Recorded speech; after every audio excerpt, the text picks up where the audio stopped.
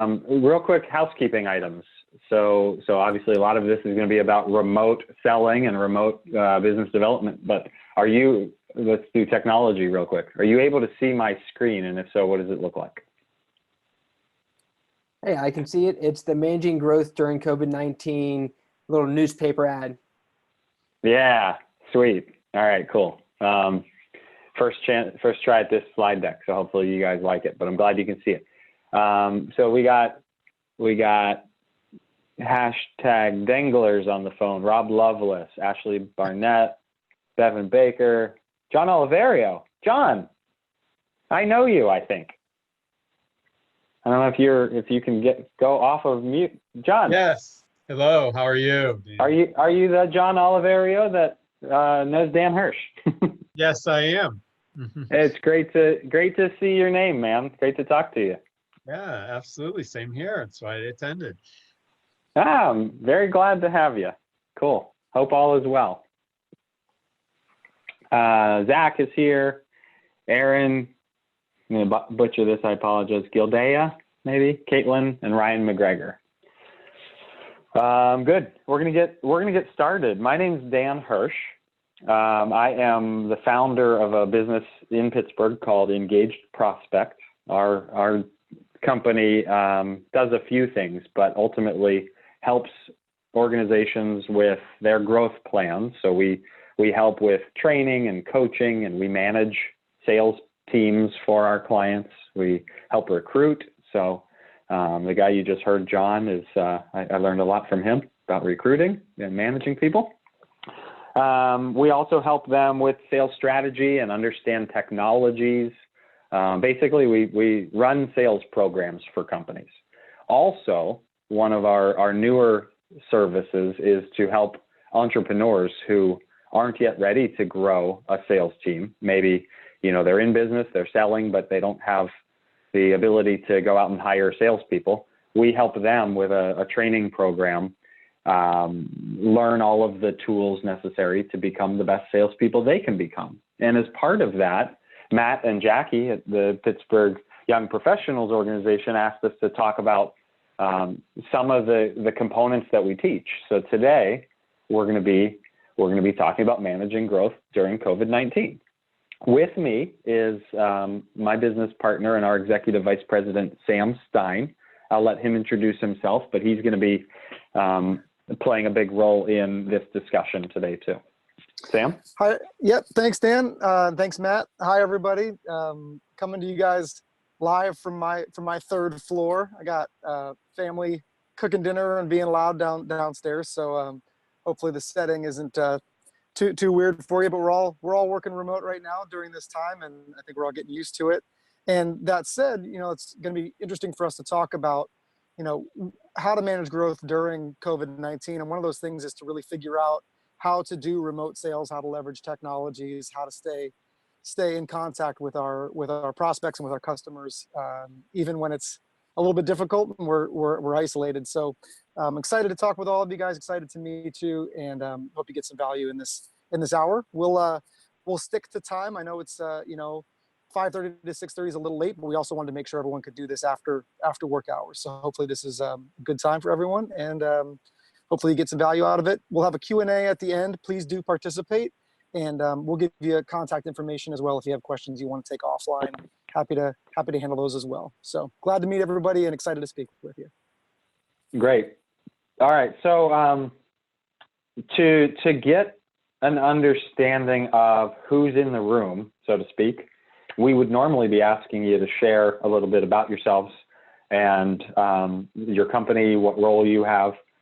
Instead of doing that and worrying about having to go off of mute, don't want to necessarily cause any challenges right now, but I have the chat box popped up on my second screen here, and I'm ready to read some responses. So if you want to go into the bottom right-hand corner of the Zoom page, there's a chat function. Maybe if you're comfortable, share who you are. Your name will actually pop up. But if you put what role you have and what business or what role and what industry, that would be really cool to see, just to get a flavor for who's in the room. We're going to customize this discussion as much as possible. If everybody's a sales rep, we'll obviously talk to you differently than if everybody is an entrepreneur. No big deal if you don't want to type in there, but let's use that chat box as a way of having this discussion while we kick this off, and we'll try to make the most sense for everybody. We're gonna basically be talking about three things today. The first component is all around managing growth during COVID-19, of course. We're going to talk about how to manage your customers. So there's a lot about, bottom line, how do we save customers from leaving, right? Our customers are freaking out, and what do we do? Bevan Baker, financial advisor, growing a new practice, right? So Bevan's dealing with not only customers freaking out, but they're also looking at the stock market reports every day and freaking out even harder probably than most. Sorry, Bevan. Then we're going to get into identifying new business. So prospecting, how do you grow new accounts during a time when you can't go meet people, you can't talk to them face to face? It might seem inappropriate to cold call, send emails. We're going to really dive into that. And then finally, we're going to end with, prior to open discussion where we will unmute people, we're going to talk about sales technology. So sales technology is robust. There's a ton out there. We're not going to peddle any certain piece of tech, but we're going to talk about what is out there and what's available. You guys will have experiences with other technologies that maybe we don't. Ultimately, in a remote environment like we're in right now, it's really important to be able to leverage technologies to help you. And we're going to talk about ideas of what that might look like. So we're going to get started. If anybody has any questions, you certainly can go off of mute. I didn't mean to come across like, please don't talk. You can. It just would certainly be confusing for everybody to introduce themselves and who goes next and all of that. But thank you for starting to fill this out. This is great. All right. So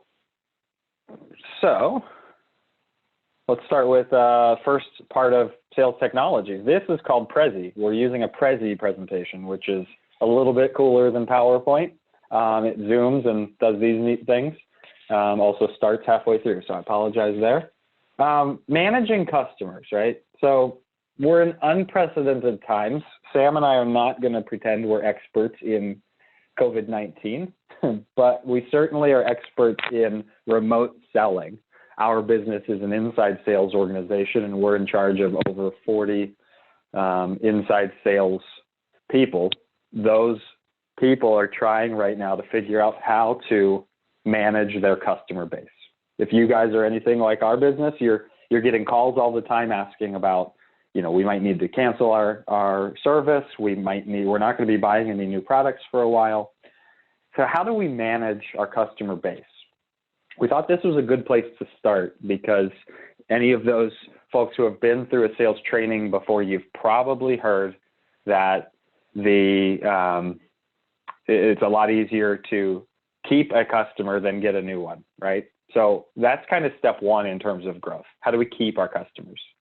The first thing is you have to be empathetic.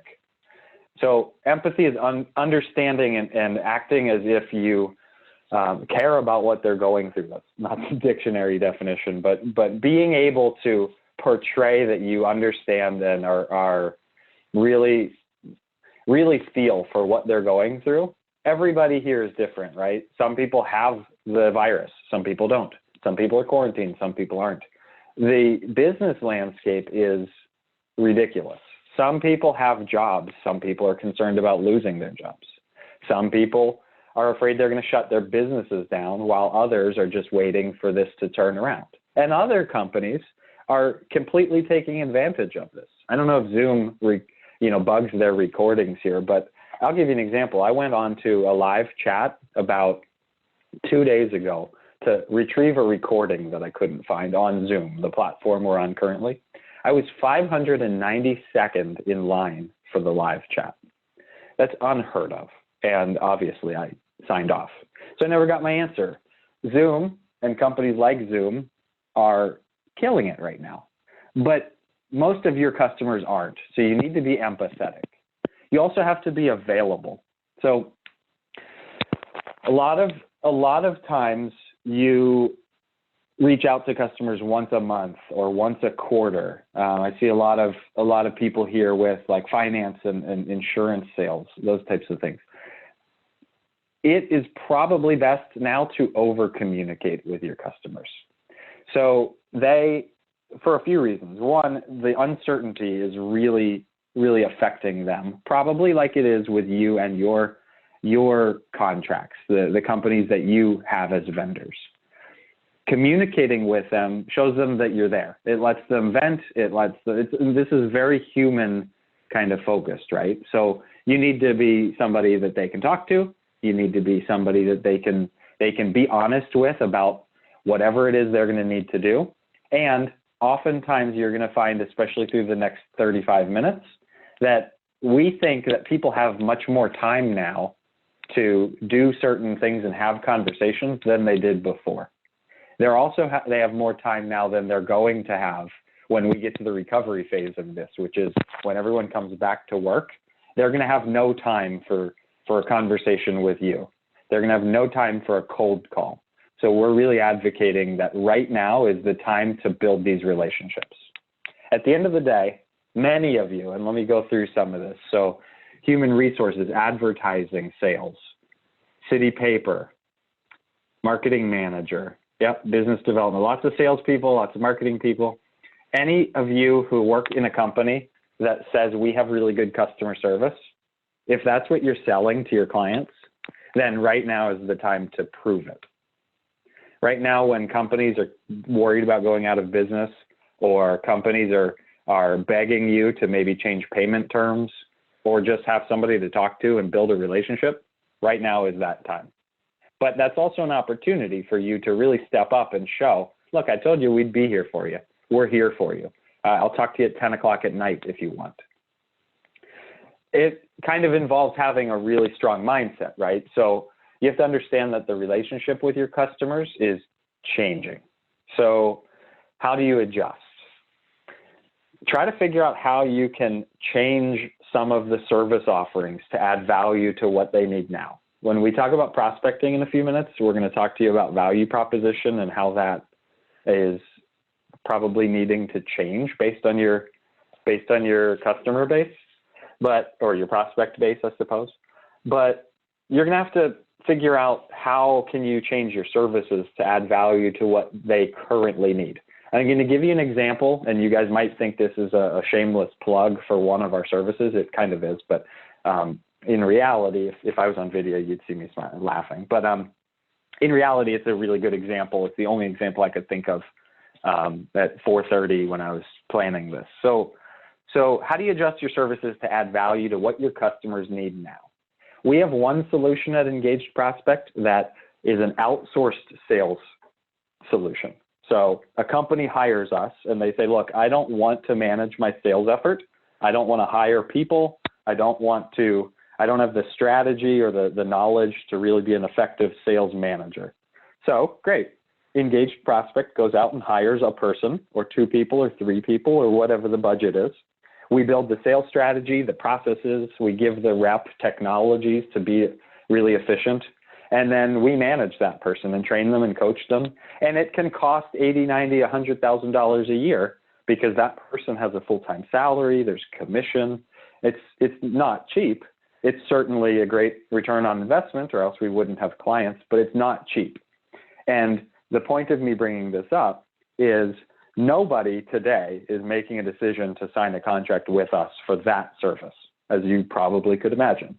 Most of our clients are sticking with us, but new clients are saying, hey, look, I want to pause. I don't want to get started yet. I want to get started when the economy makes sense to get started. So what does Engaged Prospect do to try to adjust our services? We, in the past 10 days, have finalized a 3-month training program that's online, kind of like this. It involves consulting hours. It involves all these things. But the point is, without shamelessly plugging this, we pivoted to find a market that we could actually currently sell to. And that market is entrepreneurs who aren't yet ready to have a sales team, but they have to be the salespeople. And for a few $1,000s instead of $90,000, we can equip them with the tools and the technologies and the knowledge that they need. It's 36 hours of training over a 3-month period, and it's fantastic, but it's also affordable. And that is what our customers need right now. They don't need the bigger solution that we offer usually. That's an example of pivoting. For advertising sales, you might be giving offers that they don't typically need. You might be redoing artwork and design work for the city paper, right? To talk about how the advertiser's there during this crisis. That's an example. So adjust what you do. Also be open. You need to very much be open to what your clients need. Sam and I had a conversation yesterday with our landlord. We said, look, we have 8 office spaces in your building, and we're not sure if we're going to need them for a while. And he said, look, we're going to work together. We're going to figure this out. Maybe we give you a couple free months. Maybe we extend your license, the contract, so that you stay longer, but you're not crushed today, right? Be open to understanding that basically the economy is shut down. So trying to milk your customers is certainly not what you want to do.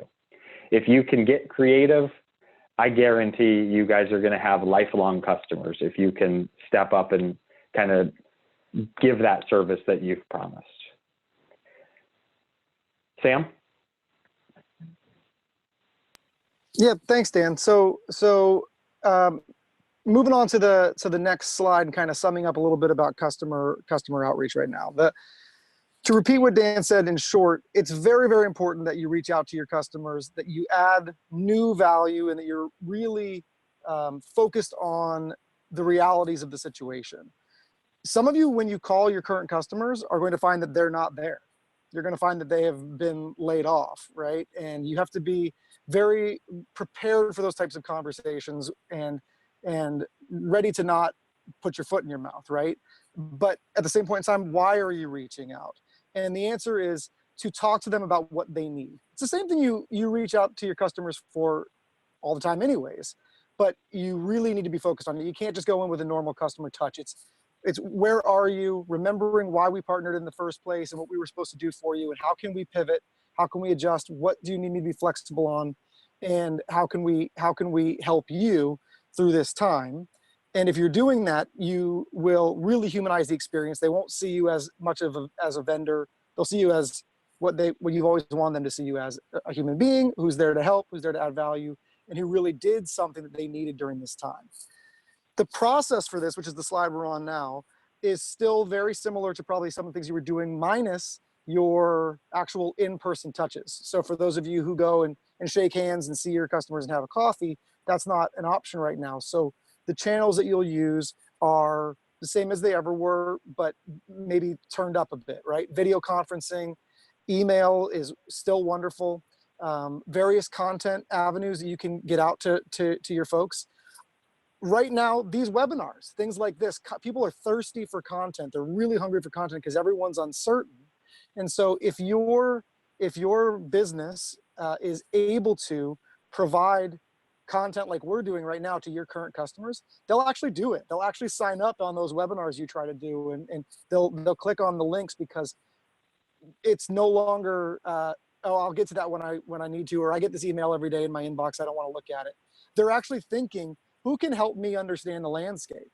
And if you can help them understand the landscape from whatever your service is, that's good, right? They'll look at you as a thought leader in the space, and it'll build that, it'll deepen that relationship. So that said, you can't be tone deaf. If you have automations built into your emails, to your current customer outreach, once a month touches, newsletters, things like that, you've got to go in and adjust that copy, as I'm sure you're already thinking. One level deeper on adjusting the copy is being aware of your industry and your prospects' need for you to tiptoe right now. So you guys might have noticed if you're reading more content or if you're paying more attention to some of the things that are coming in your inbox right now, that a week or two ago, everyone was using similar words and they needed to. It's very important. Words like crisis, words like unprecedented, words like difficult, right? In this difficult time, in this unprecedented time, during this crisis. Many of those words are still important and still applicable, especially if you're in healthcare or if you're in education or education technologies or those kinds of things.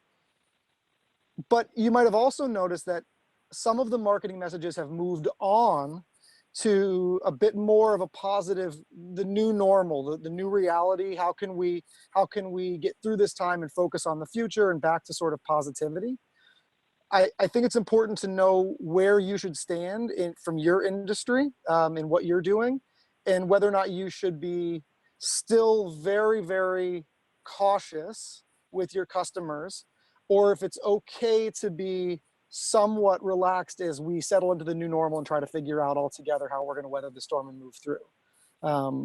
And take cues from those around you and listen to the language that's out there so that you're appropriate with that, and don't come off as tone deaf, and also don't come off as too negative, right? There's a good healthy balance there. If you're not currently doing automations for your customer outreach, the goal for most of you, I think, is probably to build a large book, to have a lot of customers, and ultimately you're going to want to have automations built into your customer outreach so you can have more frequent, more personalized, more targeted, more segmented touches, but also not have to do them all, right? Some of those can be automated.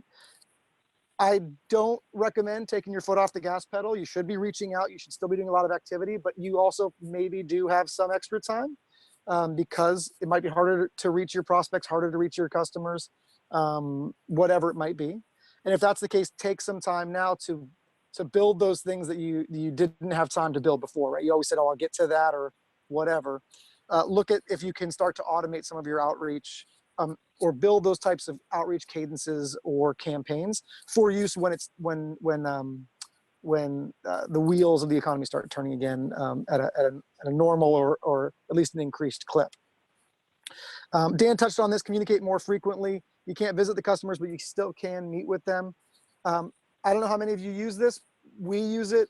We don't peddle specific softwares, but we use Vidyard or various video capabilities to put into email messages and to put into our outreach. Something to take a look at. And there's competitors. You don't have to use that one, but might be something to use right now. And the only other thing is remove the veil, right? Now's a really great time to show passions and vulnerabilities. Sometimes it's hard to build rapport. And try as you might, again, a lot of salespeople, a lot of marketers on this call, probably a bunch of extroverted people, or if you're not extroverted, you're at least able to fake it, right? Good communicators. But right now, everyone in the world has something in common. It's weird, and we wish we didn't have this one thing in common. But when you call to ask your customers the same questions you always used to, how are things going? What's currently happening in your world? Is now an okay time to chat about some of these things? You know some of those answers already about what's currently happening. How are things in your world? Everything's upside down, and people want to chat a bit about that, and they want to get other people's take about it. So you can really build great relationships right now, even with folks who maybe it was a little bit difficult before. So that's quick. We're trying to stick to time here, so let's keep moving on. But that's a bit about customer outreach right now. Hopefully you found that helpful, and again, open for questions at the end. Dan, can we move on to the next slide? Yep, I did it. There might be some lag time. Looks like there is some lag time. Wow. There it is. Seems like 30 seconds. There you go. Zoom's got too many people on it right now. That's what's happening. So prospecting now. This is the one that maybe is a little bit more difficult to talk about, right? And interestingly enough, it's always maybe a little bit more difficult to talk about. Everyone likes calling their customers, and a lot of people have a hard time, really going out and drumming up new business. So how do we do that during COVID-19 is interesting. I'm going to say this later, It's on a different slide, but I want to make a bold statement, which is everything has changed. Obviously, the world's on self-quarantine, and nothing has changed when it comes to this.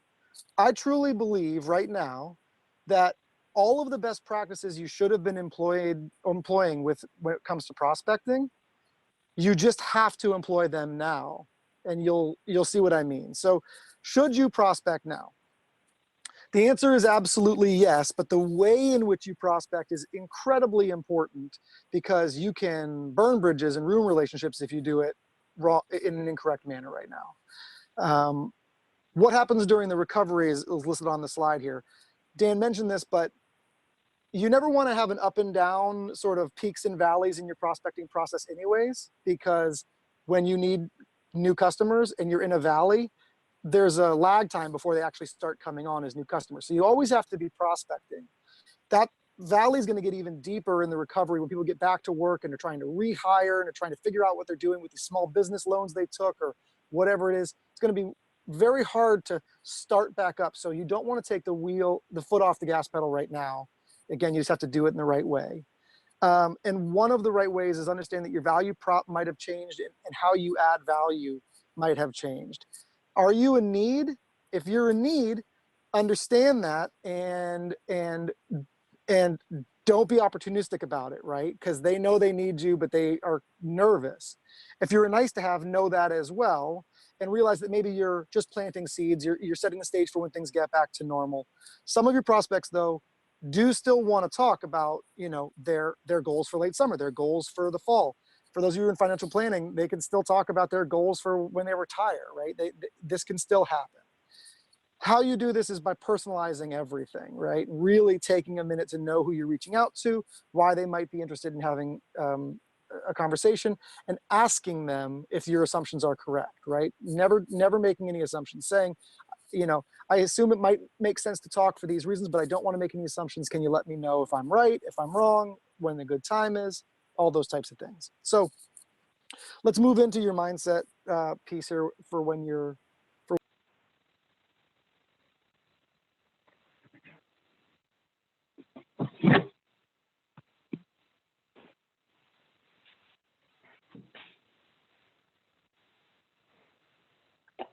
I don't know if I've lost connection or if Sam has lost connection. Can anybody hear me? I'm sorry. I can hear. I think I went on mute Okay. by accident. Can All you right. hear me now? Yep, can hear you now. Yep. So I wanted to talk about the bottom 3 bullet points here. We've talked about, the purpose of prospecting for new business right now is to keep your pipeline full, or at least to get some early stage opportunity. Using empathy, I think we get that right now. You've got to be a human. You've got to address the situation and be aware that perhaps folks you're reaching out to maybe don't have their job anymore, terrible as that is to say, and be very careful. But the bottom 3 are important. In sales, it's always important to use active listening skills, but now more than ever, it's always important to ask good questions about when's the right time to talk, what does your process look like, what, before we jump into why I'm calling, can you give me a little bit of the lay of the land in your world? If it's a prospect who you've got as an opportunity that you're trying to close, but they haven't become a client yet, you really want to back up and ask them, have things changed since the last time we talked, right? I remember the last time we talked, we spoke about these things, but I want to make sure that's still where you are. Get creative about how you can add value now. Free work is something I steer clear of on a regular basis, but is there a way for you to build community, to help people get through this, to truly offer something altruistic with no expectation of return? You will get a lead out of it. So that's the expectation in return, right?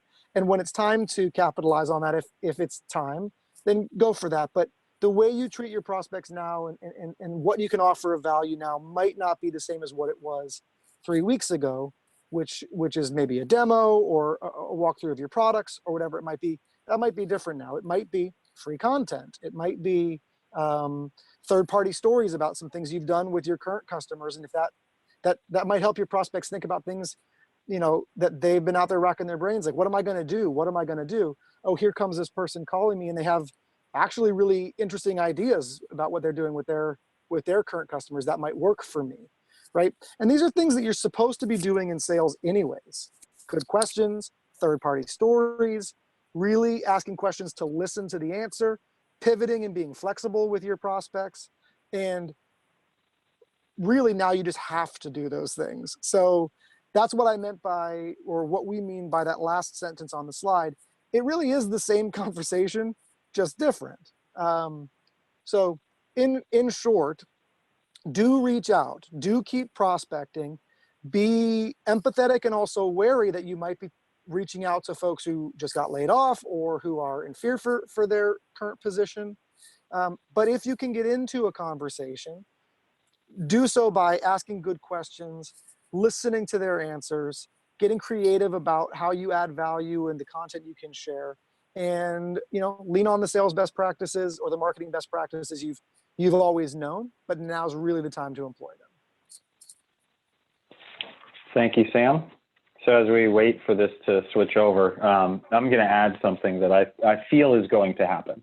When COVID-19 starts to slow down and people start to come back to the offices, I want you guys to think about like when you were in school and you came back from summer break or spring break, or when you're at work now and you come back from the Christmas, New Year's holiday. Oftentimes you hear the phrase from everybody, right? I'm just trying to dig out. I'm trying to catch up on work that I didn't do over the holidays, et cetera, et cetera. It's really important. I don't think I can see the future much, but I can guarantee that the future of what happens for prospecting, specifically if you're cold calling or trying to get a first meeting or sending prospecting emails, right now is 1 million times better than the week after people are allowed to go back to work. And please write that down. If you start your cold calling or your email marketing or your LinkedIn messaging, if you start that when people come back to the office, there's probably no chance that you're able to develop a relationship. Prospecting, the concept of prospecting is purely to start conversations and identify opportunities. The way you do that is through building relationships. And the way you build a relationship is to have time to actually talk to the person. And I don't think anybody is going to have great success starting this out when things come back to normal. I think you have to have a couple voicemails or a couple emails or a conversation or two under your belt.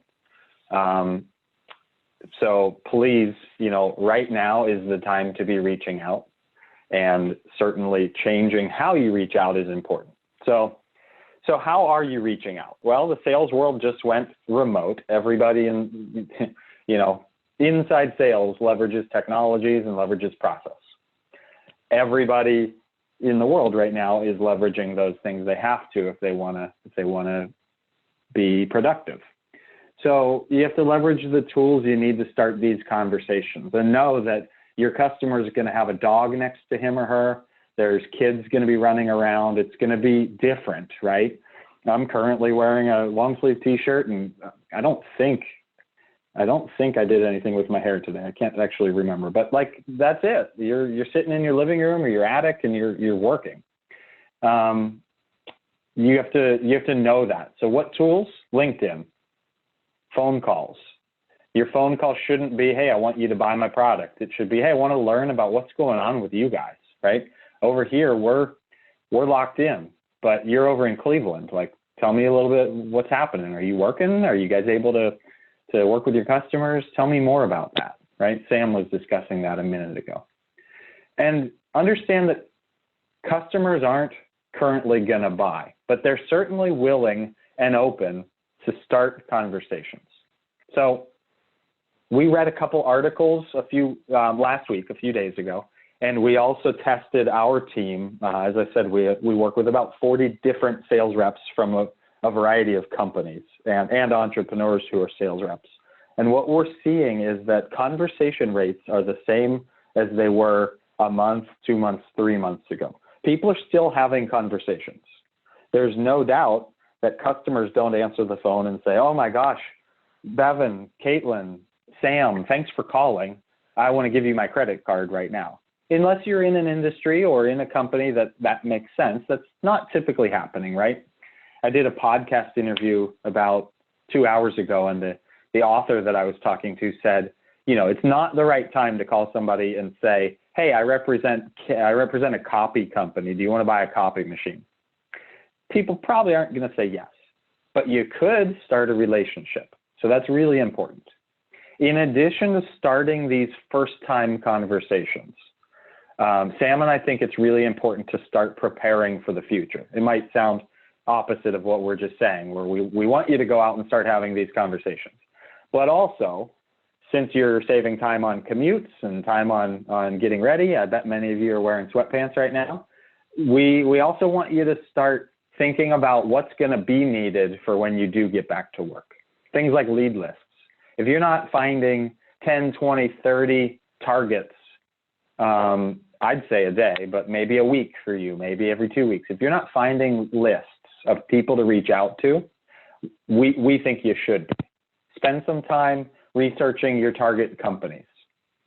The campaign concept in bullet point 2 talks about figuring out what campaigns you're going to run. I spoke with somebody, I won't say who, but I spoke with somebody privately on the chat when Sam was talking, who said that basically the company that they work for is focused on events and face-to-face type stuff. So they're trying to figure out how to really position and pivot the message so that they can, right now you're not selling events, right? No one's going to events. So how can we do something different? Well, through targeted campaigns. I'll give you an example of a targeted campaign idea that we use even when it's not COVID-19, but this will provide some context. So we've done a lot of, my background is education technology sales prior to starting Engaged Prospect. Sam comes with an advertising and education background. So we've done pretty well working with education clients. One of those concepts of how you sell to schools, and I'm going to use high schools because we've all gone to a high school. So high schools have administrators, superintendents, special education directors, purchasing people, director of IT. You guys probably know of these titles, right? They also have people at the schools, principals, students, of course. They have teachers. They have people in the administrative office of the school itself. So you have two different entities within a school district when it relates to high schools. Each of those titles that I mentioned, superintendent, special education, STEM director, principal, teacher, they all have different needs and their concerns are different, right? So if you think about it, the superintendent's elected to that position.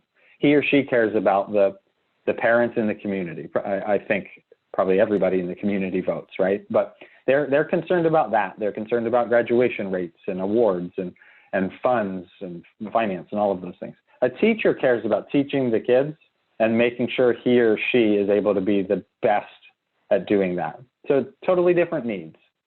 What we do and what I'd advocate for you to do in your industry, whatever it might be, is specifically target those organizations and those decision makers based on how you can help them specifically.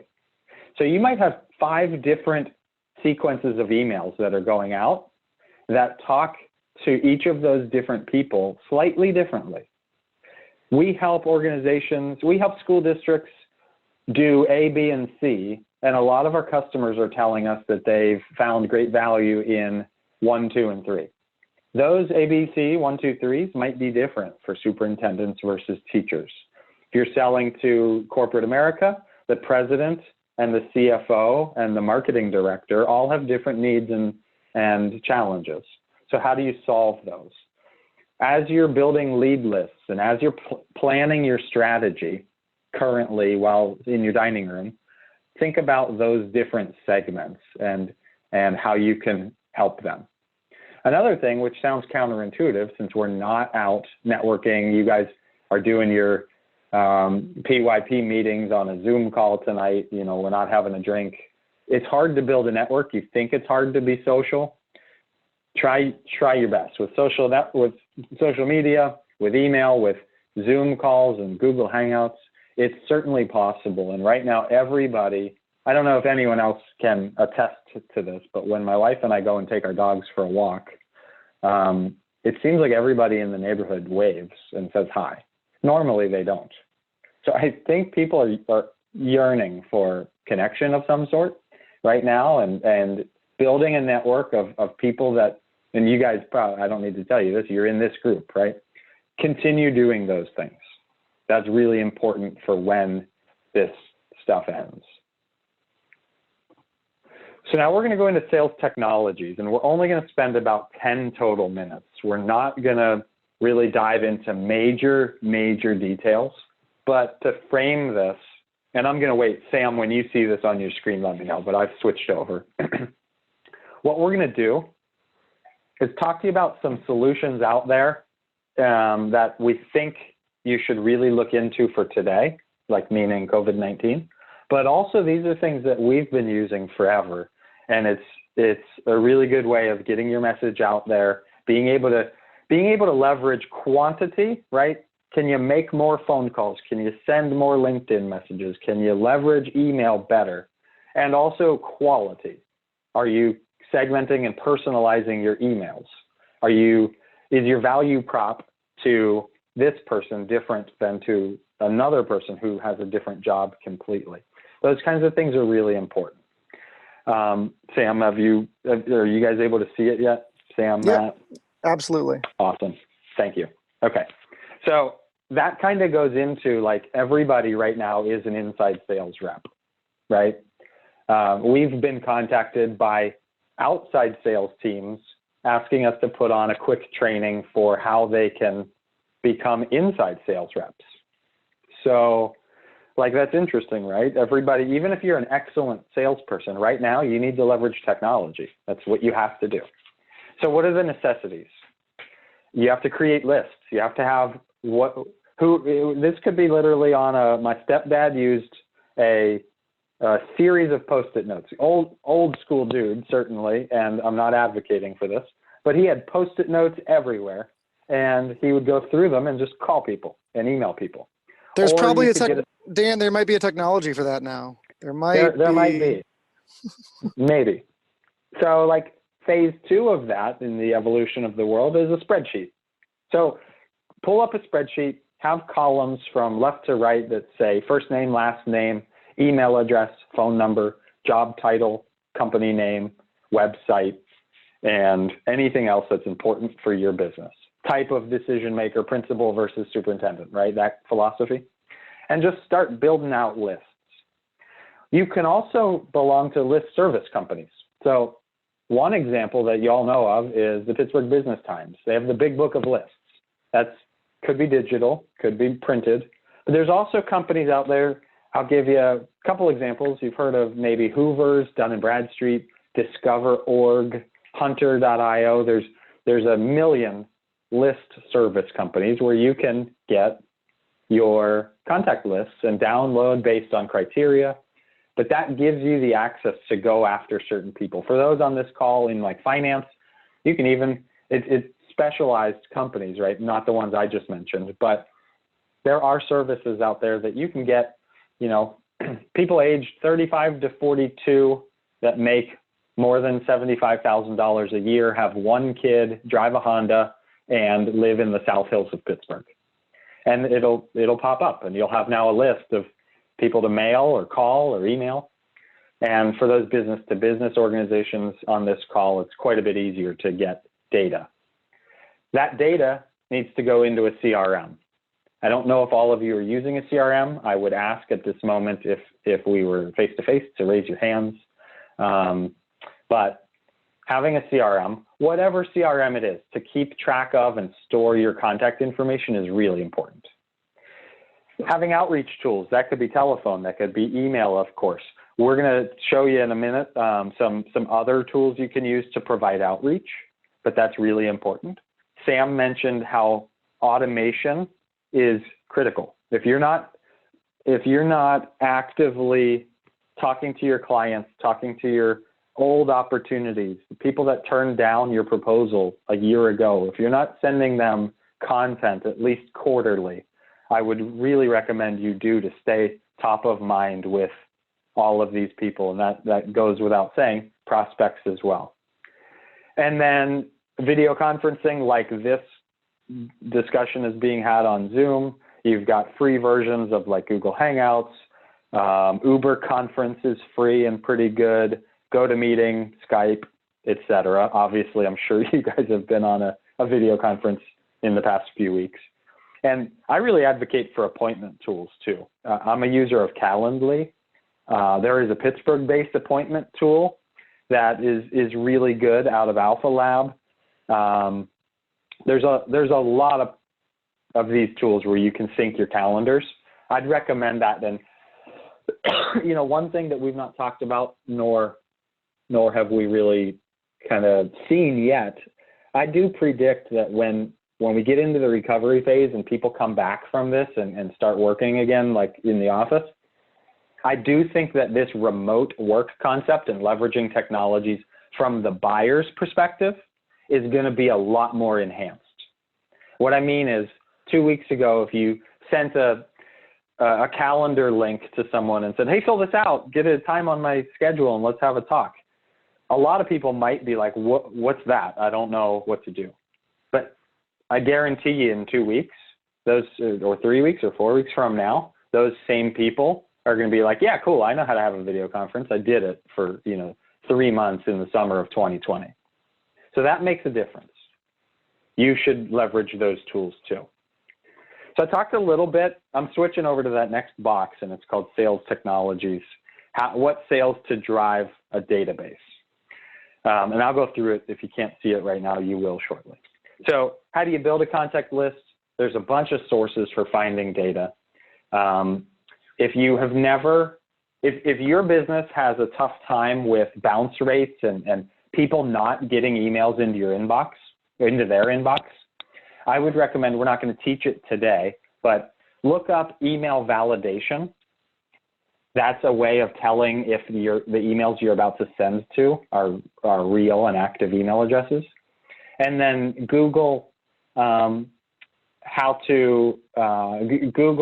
the term email reputation. And there's probably a lot of really quick insight that you can get on keeping a high reputation. And what that means is you don't want to just send emails willy-nilly to anybody in the world without having done a little bit of research or validated that they're legit. Ultimately, what happens is if you start spamming people, and our definition of that is a little different than the law. The law says you can, business to business, you can email anybody you want as long as it's a business email address, as long as you do 7 criteria. Some of those include, you can't lie to them and say like, hey, discount, click here, and then you're offering full price. You have to give your business address. You have to let them opt out if they want to. You have to honor opting out, all of those things. So you're not violating spam laws if you do that. But another way of looking at spam is like, are you just randomly sending to a bunch of people that may not be the right targets? If you have a list of all school principals in Pennsylvania and you send them all an email, that's fine. But if those emails aren't valid and all of those principals have retired, you're going to hurt your reputation. So for those that are email haters on this call, I recommend, I'd like to change that mindset, but at the same point, there are rules and terms you've got to follow through on. And if you Google email validation and reputation, you'll be able to do some research, or email me and I can help you. How do you keep track of your database? We talked about CRMs before. If you go to G2Crowd, g2crowd.com, you'll be able to see about 300 examples of CRMs that are out there. For those that don't know, it's a client relationship management tool. And one of the bigger companies out there is called Salesforce. It's a good tool, but there's 299 others on this G2 Crowd site that you can research and figure out. At the end of the day, you have to try to use a CRM to keep track of your contacts, to keep track of your customers, to keep notes and updates on your opportunities. And what this does for the smaller companies on this call is you want to figure out how to not lose track of this stuff. Set yourself up to scale. If you have success, you might be able to hire people, you might be able to get more support, and you need to have a CRM in place for them to use too. And then ultimately, if you're working with investors or trying to figure out what messages are working, what isn't, which strategy is working, what isn't, you want to be able to run reports and figure out through analytics the best way to do this. So the takeaway from this component is I just hope if you don't have a CRM, go find one. If you're not using your CRM a lot or properly, maybe take a free course from HubSpot or from Salesforce or whomever your CRM company is. Happy to talk further offline about this. It's too hard to really give insight into specific CRM choices. Sam, you're up next with sales tech to drive customers. That'll come over in just a moment. Sure. So the purpose of the talk really is how are we managing our growth during this difficult time of COVID-19? And one of the things that we talked about was the emotional component. Sorry, I'll go back on camera here. And that's really important. Your messaging needs to be empathetic. You need to be listening to these folks. You need to be reaching out to them. The second portion we've really gone into is how do you stay active and still employ best practices when it comes to being efficient and leveraging technologies? Because those things are not only important to do before this, but you're going to find maybe even more success now because the rate of change has accelerated now because of this to people moving to digital tools and really utilizing digital tools. And so you as a salesperson need to be at the forefront of that. And, Dan mentioned a couple things here, but I think one of the really important ones is for reaching out to your customers, for reaching out to your prospects to continue to grow even during this time, you want to do three things, and you can kind of think of it as a triangle, okay? The first thing is you want to be efficient. That's what technology should be. It should make scheduling appointments easier. It should make staying on top of your outreach tasks easier. It should make finding and sorting your contacts easier. It should make your targeting and segmenting easier, right? That's what these tools help you do. This other two pieces of the triangle are balancing quality of your outreach, personalization of your outreach, making sure you're not putting your foot in your mouth, especially now with your outreach, and quantity, right? Quality and quantity. And so some of the things you want to look at are a category of tools called sales enablement tools. And these are a sort of a step above what existed just a few years ago. A few years ago, you had mass blast email marketing tools. That was all quantity. It was difficult quality, and it was done by marketing teams, and it was hard to get over to you in a sales role. If you're in a sales role, you got opens, or clicks 2 days later, right, from your marketing team. The other side, outside of blasts, right, was individual tasks, either in your CRM or Post-it notes, as Dan said. But, I want to follow up with Jim and see where we are with that proposal. Or, I want to do, I want to reach out to these 10 people I saw in the Pittsburgh Business Times. Or, I got this stack of business cards. I got to reach out to these 10 people. And it was very personalized. It was, I know who these people are. I want to reach them. But it was very slow and manual. Sales enablement tools really help balance the personalization, the targeting, the segmented messaging, and that quality side with the quantity side, because they can really help put your outreach into sort of some automated cadences where you're in control of the messaging and you're in control of when and how you reach out to those folks. So in summary, and I hope this is helpful, again, I really think that you have to be aware of the current landscape and responding to it, but it hasn't changed much of what we're supposed to be doing as salespeople anyways, which is being efficient, which is being listening more than we talk, right? Asking good questions, using technologies so that we can have a larger book and drive more revenue and drive more hit a better percentage towards our quota, whatever it might be. And so a lot of this stuff can simply be implemented now. if you hadn't implemented it before, or can be kicked up a notch during this time if you've been meaning to implement these things before this environment. So, lots to look at there, but I would say a thing to think about is a step even more modern than maybe you've been using is something called the sales enablement segment of the sales technologies market. Take a look at that. So we'll go over to question and answers or a Q&A. We've got just a couple of minutes left, but really anything about how to reach out to your customers, what to say to your customers, how to plan for the future if maybe they're on lockdown or they're on furlough right now. Questions about prospecting and how to do it right now or why to do it right now if you're still struggling with that, or anything on sales technologies in the categories that we talked about there. Happy to answer questions either in the chat button or if you want to go off mute and address the room live, that would be fine as well. Ooh, fun. The G2 Crowd, what is that website? I'm not able to find it. G2. So it's actually the letter G and the number 2. Okay. Oh, sorry. Yeah, it's actually now they've changed it. It's the number G, the letter G, the number 2.com. Yeah, they did change it. That's very recent. As you see, if you looked it up, it's a business software review platform. And it's really cool because you can find individual reviews, individual pages on, say, Salesloft or Salesforce or whatever. But you can also then type in, I'm down to these 3 softwares and I want to get a comparison. And it'll give you checklists and stuff. It's a fantastic site. That's awesome. I could have used you guys 2 years ago and I was doing all the research on my own.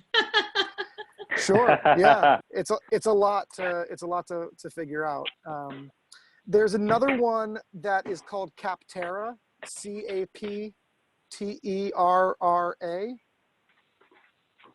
And I'm not I can't think off the top of my head. It's similar to G2 Crowd, but different. I don't know exactly what the variances are or the variations are, but that's another good one to look at. Great question. Thanks for bringing that up. Definitely go to that. What other questions or comments do you guys have?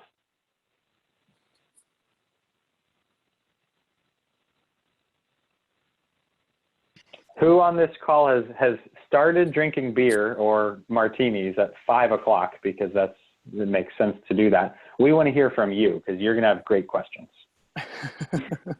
This is Caitlin from the City Paper. Can you hear me? Yes, we can. Yeah. I do have a question because we do deal pretty heavily with events and entertainment and the hospitality business, which obviously has taken a hit. So we've been trying to get into businesses that are either trying to not think of us as their natural way of advertising. But a lot of the responses right now have been our marketing and advertising is put on hold because we don't want to be associated with the crisis that is going on. Have you heard or have any ideas of how to kind of get around that idea or that thought process? Hey, Dan, can I go first on this one? Sure. So this is going to sound, I hope this doesn't sound brash. I'm not trying to be conceited, but the answer, I think, is share a lot of the stuff that we just shared. So they're basically afraid, right? They're acting out of fear. They also, if they're going to be advertising, what's the purpose of that? They want to be getting out in front of customers, staying top of mind, right? Prospecting essentially for new business through advertising versus prospecting like through phone calls, but they're trying to promote their business, but they're afraid to do so right now. And a lot of what we mentioned today about they need to be thinking about what messaging should they be putting out to the public about how they can add value, how they can be a thought leader in the space, how they can position themselves in the community and do things of actual value right now. That makes sense. So you can help, even if they don't buy advertising through you or use your channel, you can really be a thought leader and give them things to think about how they can stay relevant, how they can continue their outbound approach in similar ways that we mentioned on this call today. I don't know if that answers your question. Are you looking at the screen right now?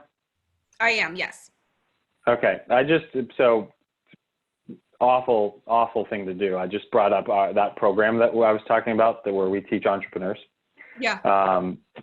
Because I think I can show you one thing that we did that's similar.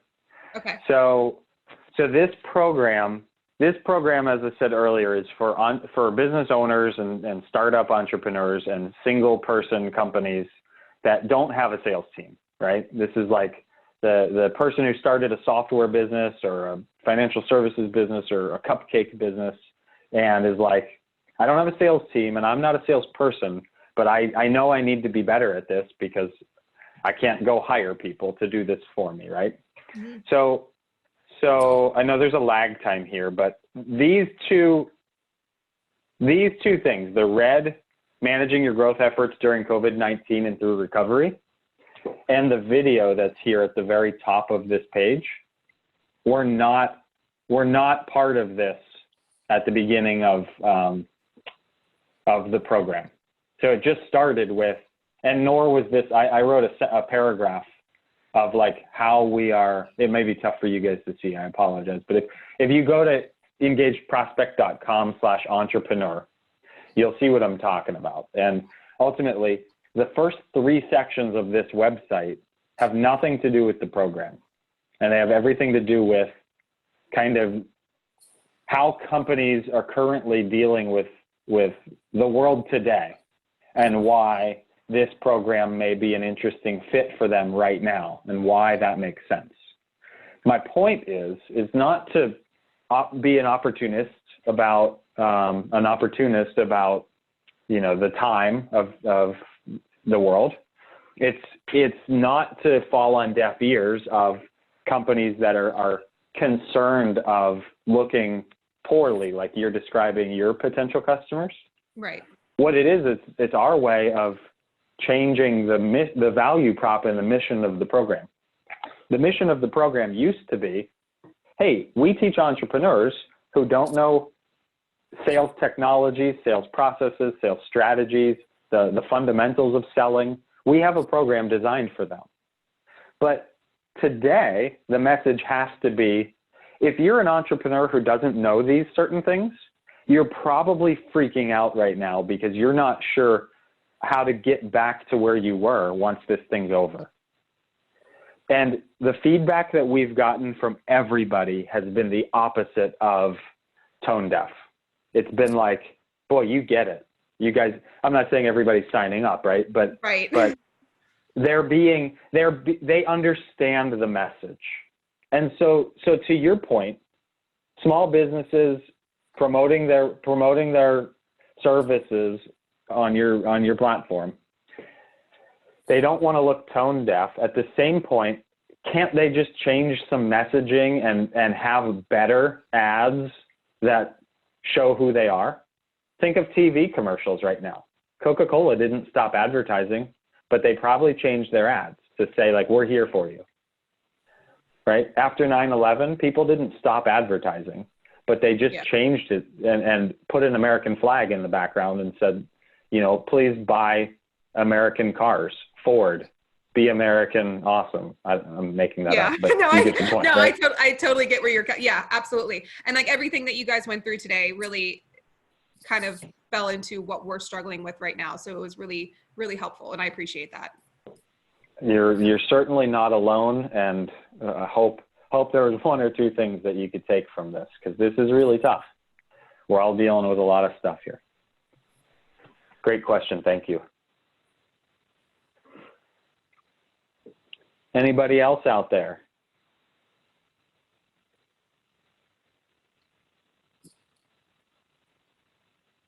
If we were in a room together, we'd pick on people, but we can't see your eyes. So not sure. You might be driving. Don't want to bug you. Matt, I saw you go off of mute. Yep. Hey, I had a quick question for you guys. I want to make sure that anyone else that wanted to ask one could. But how are you guys planning for businesses that are acquiring new business per se? Like, I know there's been some stipulations of not wanting to reach out to brand new clients, or they might just be paused, may not even have access to that information right now. How are you, I know you mentioned having several voicemails in, but is that something that you would recommend, or is there a specific type of marketing material that we should create for this time period? I know you just mentioned talking about, hey, bored after the American crisis back in '08, they had the more American patriotic buy, American made movement. Should we do that with all our email marketing this point forward? So I'm not gonna answer your question first, but I'm gonna give you a tip on email marketing from everything I've heard over the past month, and I also believe this. But people a lot smarter than me when it comes to sales strategy everybody is saying that you need to make sure you're personalizing your emails while this crisis is going on. That you don't want to fall into the trap like every other company. It's just using automation. I know we talked about automation, and we're big proponents of automating certain messages. But if you're reaching out to a prospect, spend some time doing some research, understand who they are, try to understand what their company is doing about COVID-19. Are all of their employees furloughed, or are they, if you're selling to restaurants, are they still open, but they have to use Uber Eats, or are they closed and maybe going out of business? You want to start your email and your phone call, same thing. You want to start it with some baseline and then get into the questions of like, how are you guys doing? What are you seeing? Have you seen this? You know, there's a financial services provider on this call, I think. I think. Bevan, are you still on? Yes. I'm still on, and yes, Hey. that's definitely what I do. All right. Hey. So, oh crap, why did I bring you up? So Bevan lives in a world of finance, right? Everyone on this call, including Bevan, is nervous as hell of what's happening with the financial markets. Guaranteed, right? Everybody. And so Bevan could reach out to prospects and say, hey, not sure who you're working with, if you have a financial advisor, not sure, and Bevan, I don't even know if that's what you do, but pretend you do. Not sure if you've gotten this information, but check this out that just came out from the Small Business Administration, and include a link, and then say under it, you know, if you have any, I know we don't know each other, but I'd love to introduce myself. If you have any questions about what to do during or right after the COVID-19 crisis, I'd love to set up a few minutes to talk. I know you're probably not going to, maybe this isn't an email, but maybe in your phone conversation, maybe be honest. Hey, I know you're probably not going to switch to, you know, switch providers or switch vendors or make a bunch of purchases. But I want to introduce myself and kind of see if there's any way I can help you. That honesty and that the real nature of it, just being truthful, will come across to these people right now. It won't sound like a sales pitch because, frankly, you're not asking for anything. You're just trying to start that relationship. That would be my approach, Matt. I think being honest, personalizing it, and trying to add some value, whether it's an article, a link to an article, or maybe it's a white paper or a free document that your company has already, that kind of thing. Oh, that's awesome. Thank you very much. Yeah, just to piggyback very quickly on that, you mentioned marketing materials and things like that. If you can pivot your product offering or your service, you certainly should right now. If you can't, then your marketing materials are still going to describe the pain or the whatever you solve, right? I think what we're talking about a lot here is now is the time to really use content marketing, right? And make the content very relevant to being a thought leader from your industry, right? So we're talking about how to prospect and how to stay in front of your customers during COVID-19. Financial planners would talk about how these things are relatively obvious, but how to not act out of fear right now and sell your entire portfolio, right? These sorts of thought leadership things. Same with the city paper, right? And again, thanks for participating. When you participate, it gives us things to talk about. So I know we're talking to the same few people, but those are the ones who are participating. With the city paper, like, you can really explain now how people can use your channel. We just talked about this. How can you get a message out through the city paper that keeps you relevant during this time? Oh, by the way, that's always why you should use advertising through the city paper. It's still the same value prop, right? How can you get a message out that keeps you relevant, right? But you're able to talk about that through this lens, right? And it makes you a thought leader in the space. It makes you a trusted authority, a trusted advisor, a consultant from the space. That's going to build not only relationships, but also, again, make you trusted within the space as a thought leader. And then when it's time for them to think about your service, they're going to come to you. These are things we're supposed to be doing anyways, right? Content marketing and leadership from our industry. But now we have to, or else it's just going to be sales, sales, sales, and it's going to come across the wrong way. Yeah, that makes complete sense. All right, Dan, we're over. I think to respect folks' time, really want to thank everyone for joining. Thank you for those who participated, those who were in the chat. Anybody has any extra questions? I think Matt might send a follow-up after this. We can send the slides. Matt, let's take that offline and we'll talk about what you want to do.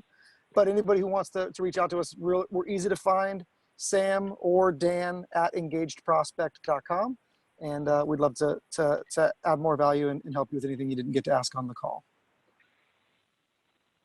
Sounds like a plan. Hey, thank you guys very much for doing this again, especially on the short notice. We're glad that we can bring you guys in for a virtual event, one of our speaker series.